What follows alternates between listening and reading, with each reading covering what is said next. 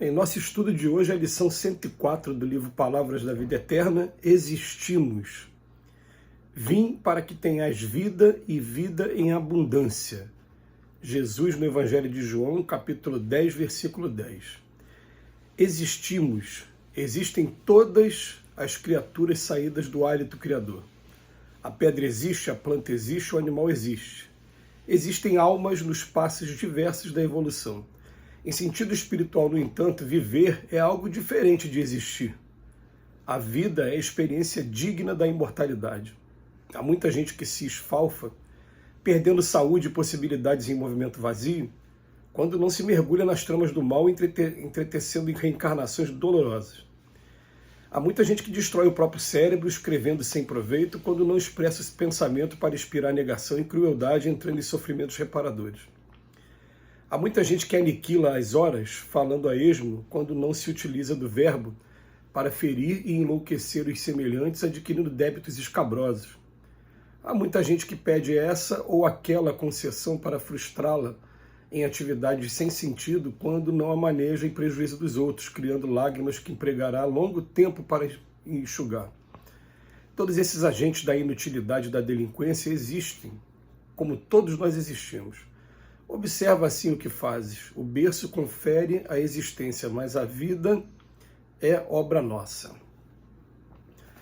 A gente não para pensar nisso, né? A diferença de existir para viver. Que a gente é baseado naquela frase ainda da Idade Média, né? Penso, logo existo. Foi Shakespeare que escreveu essa frase, né? Então, está ligado à ideia de você simplesmente estar pensando, você existir. Não, mas na verdade, quem pensa começa a viver. E viver é diferente de existir. Viver é você começar a entender as suas responsabilidades e viver para a imortalidade. A ideia é essa que o Emmanuel passa aqui para a gente. A vida é a experiência digna da imortalidade. É interessante a gente analisar sobre esse aspecto o seguinte. Aquela pessoa que acha que ela simplesmente existe, ela, hoje a gente pode chamá-la de materialista, pode chamar de ateu, pode chamar de alguns desses termos em que a gente usa normalmente. Mas, como consequência, ele toma para a vida dele, eu devo aproveitar ao máximo os prazeres da vida, porque daqui a pouco morreu, acabou. Ele costuma violentar a própria consciência, tentando trazer essa informação para ele mesmo. Mas é uma fase que todo mundo um dia passa. Uma vez eu perguntando para os espíritos o que explica o ateísmo. E a gente vê no livro dos espíritos, quando vai falar da lei de adoração, eles falam assim, não existe no planeta um povo de ateus. O ateu, ele é uma pessoa aqui, outra pessoa ali, e normalmente aquela pessoa que se decepcionou muito com a sua religião, ou com um líder religioso, ou até mesmo com aqueles que fazem parte da administração da igreja, do centro espírita, do local que escolheu. Aí ele fica tão desgostoso ali, porque a coisa não foi do jeito que ele achava que deveria ser, que ele se declara ateu e não quer acreditar em mais nada. É uma posição respeitável também. Toda posição evolutiva é posição respeitável. Mas a diferença é essa, a diferença é que quem vive achando que você tem que aproveitar todos os prazeres, ele esquece essa noção da responsabilidade e não tem essa ideia da imortalidade dentro dele, acabam jogando fora grandes oportunidades de evolução e que a vida depois, querendo ou não querendo, vai cobrar deles. Porque não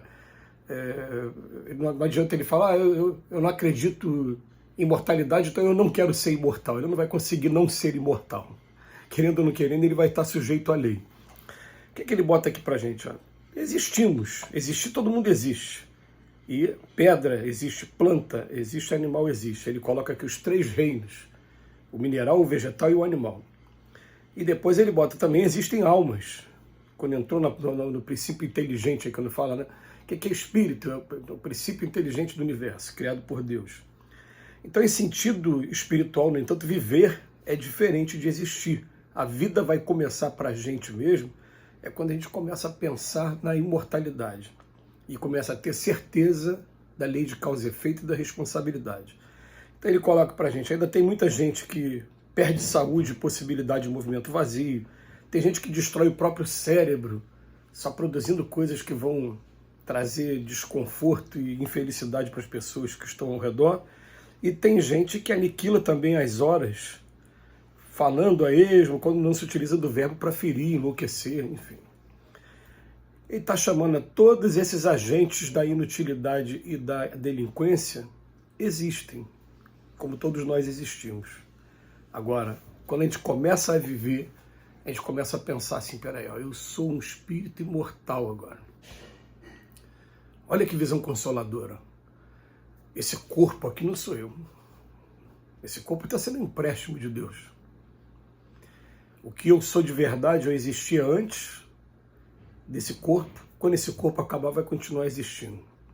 E outra coisa, antes desse corpo, já tivemos vários corpos perdidos aí na história, que a gente utilizou, né, para o nosso progresso e abandonou no momento certo. Tudo que eu estou vivendo nesse momento está sendo para o meu progresso. Eu estou vivendo de acordo com as conquistas que eu já tive no passado, com as necessidades educativas, e estou construindo para o futuro, a partir de agora, de acordo com o que eu fizer agora, com minhas atitudes, com as obras nossas. Então, eu já fico sabendo, desde agora, que eu tenho uma rebeldia dentro de mim. Se eu continuar com essa rebeldia, qual vai ser a minha sentença? Daqui a pouco, ou nessa existência ainda, ou na próxima existência, eu vou continuar toda hora sendo provado nessa minha rebeldia, até que eu consiga mudar esse quadro e aprender, deixar de ser um aluno rebelde. A coisa começa a ser diferente de apenas existir, não começa? Não começa a poder se chamar de vida. E é nesse sentido que Jesus fala para a gente, olha só, eu vim para que tenhas vida e vida em abundância. Gente, vamos analisar o versículo aqui, ó.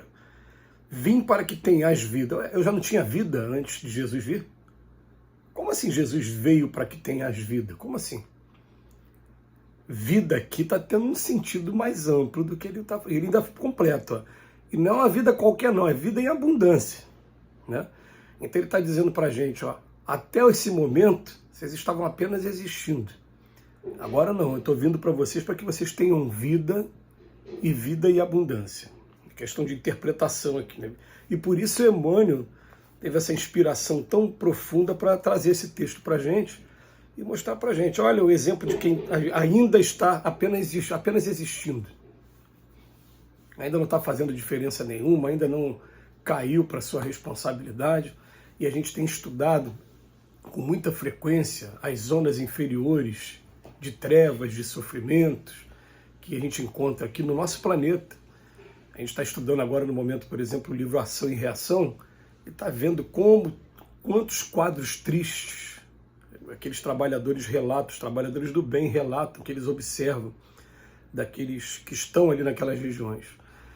Por quê? São pessoas que não tiveram a menor preocupação com responsabilidade, estavam apenas existindo.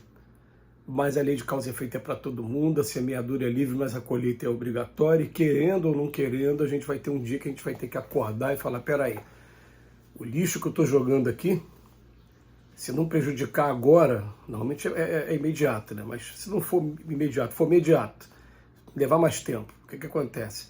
Vai prejudicar as próximas gerações. Então daqui a pouco eu estou deixando legado ruim, de um mundo ruim para os meus filhos. Eu quero construir um mundo melhor. Eu construo um mundo melhor a partir de mim mesmo.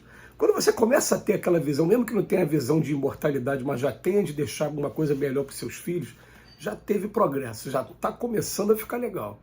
Agora, quando eu começo a pensar assim, ó, como espírito imortal, o que eu represento hoje?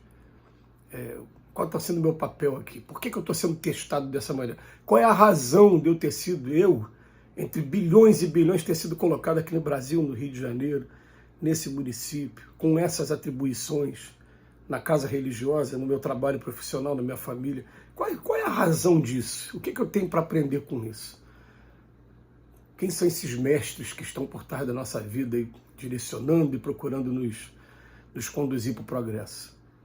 A gente começa a aprender a viver. Se a gente estiver com Cristo, então, é vida e abundância. Que Que Jesus nos abençoe hoje e sempre.